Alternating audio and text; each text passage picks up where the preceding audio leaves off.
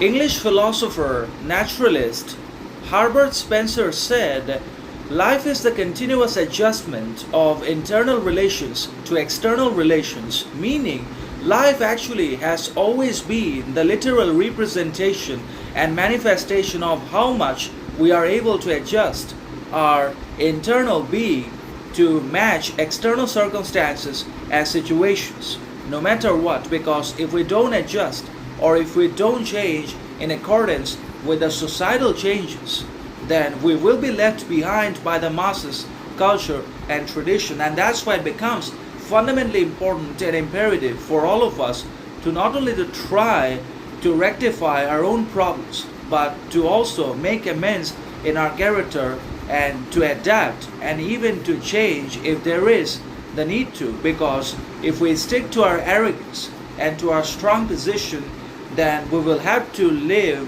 a lonely life or a life in solitude. Because if we don't adapt to societal changes and circumstantial expectations of governments and the different organizations that hold power and authority over us, then, as I said earlier, we will have to be alone and isolated from everyone, and there seems to be nothing that we can do about it, because society is the composition of a lot of people of different kinds who belong to different religions, languages, ethnicities, and everyone has their own difference, distinction, and individuality. And in that mix, if we are to survive, then we have to adapt to them and to their changes so that we can understand them, communicate with them, and establish some sort of relationship as well.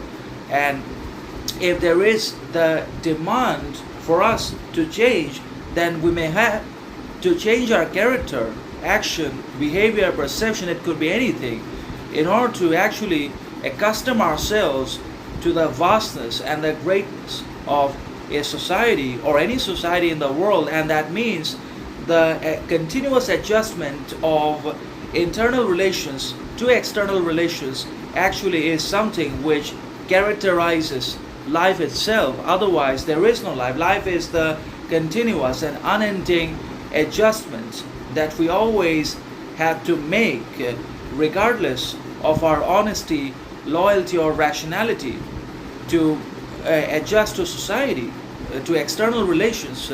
So that's how things work. And if we are to survive as a society with harmony and happiness, then all of us have to adjust. Everyone has to change. Everyone has to adapt to one another's changes and